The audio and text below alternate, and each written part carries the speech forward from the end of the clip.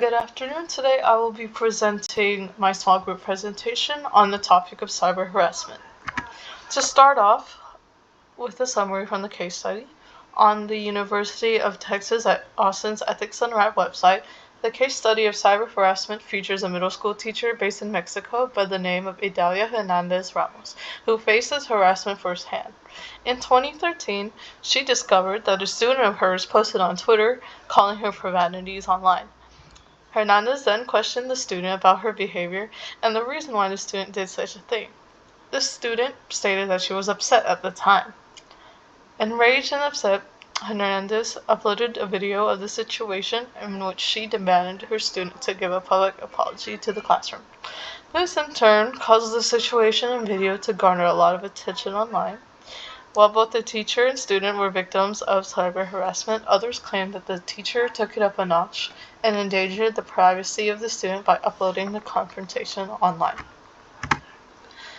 An ethical question my teammates want to put forth is, what constitutes as going too far when it comes to cyber harassment, to the point where it endangers someone's life? One answer would be cyber harassment leads to another form of harassment. Cyber harassment may be classified as more dangerous when it comes to physical and goes beyond the internet. Many victims of cyber harassment feel threatened about the dangers in which they could meet their harasser in public and their daily lives. The initiator may be unpredictable and shift to more destructive forms, such as doxing, hacking, or stalking. A good example of this would be the hit show on Netflix, Baby Reindeer, and it shows that cyber harassment can leave the victim feeling scared, threatened, and always in danger. And then this can progress into what we call cyber stalking. However, not all cyber harassment leads to these actions, and are mostly limited to bashing, canceling, and shaming the victim online in comment sections, posts, and tweets. This form of cyber harassment usually does not go beyond the internet and stays in these sections and do not see the light in physical and day-to-day environments. Answer 2.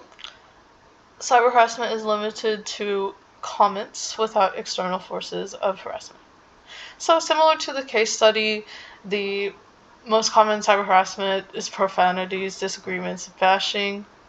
These are usually less severe and not as dangerous, since these are contained in the form of social media platform, usually in the comment sections, posts, videos, tweets, etc.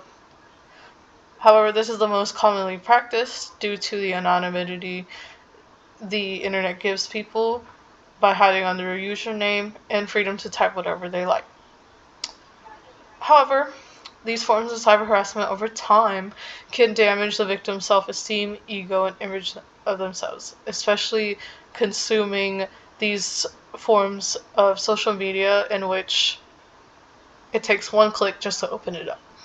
This can lead to mental health issues and other forms of medical trauma such as depression, anxiety, PTSD, especially when it goes to extreme volumes. And then it is very difficult to filter out these negative comments online. And usually the only thing you can do to combat this is ignoring them. An ethical concept we'd like to bring to the platform is that cybersecurity and censorship can have pros and cons. So I would like to start with the definition of cybersecurity that closely matches with what the case study and what is relevant to this day. So it is the application of technologies, processes, and controls to protect systems, networks, programs, devices, and data from cyber attacks.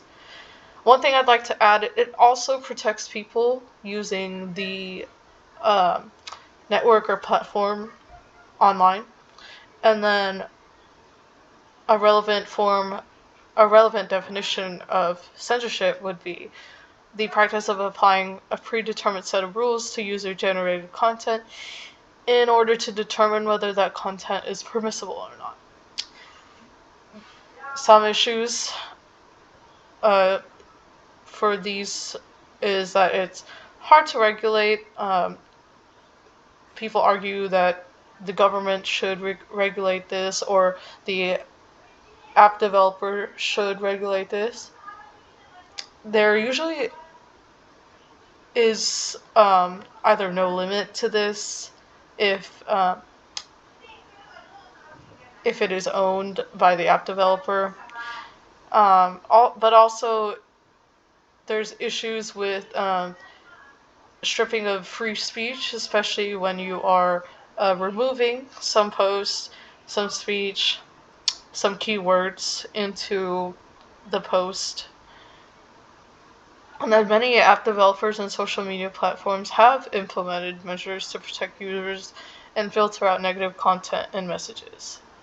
This is relevant to the case study because some form of censorship can allow blocking the posting of the video, maybe taking it down after a while of reviewing the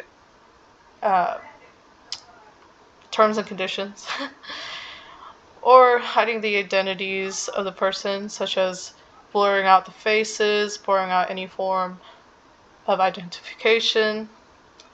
However, this is tricky because loopholes exist and avoid the social media security measures, since sometimes these security measures aren't applied in real time and take a while to be processed.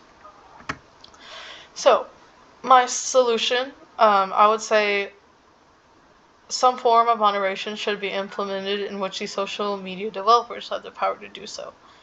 This is better than nothing. I believe that if you have some form of censorship, security, this can allow the users to have some sort of protection, especially when they are posting, commenting, interacting. I would say we should implement visible disclaimers and warnings so that these can help younger audiences who are new to the internet and have not experienced this yet. And it also provides a reminder to be aware when you're on the internet. And then I think we should put support and education on internet safety and usage, and should be taught in schools and advertised more, because the internet is a dangerous place. It's definitely what you do with the experience and how to keep yourself safe. It's up to the user, basically. I say we should think before you speak, especially when people say if you have nothing else nice to say, don't say anything. And then when in doubt, do not comment at all and scroll on by, because interaction will just lead to the algorithm to show more people, and then this will garner more engagement, and then show others, hey, look at this, someone's getting bashed online, And basically, safety and internet awareness should be practiced, especially since it is so accessible in our society and that technology is improving day by day. Here are our references, and thank you for listening.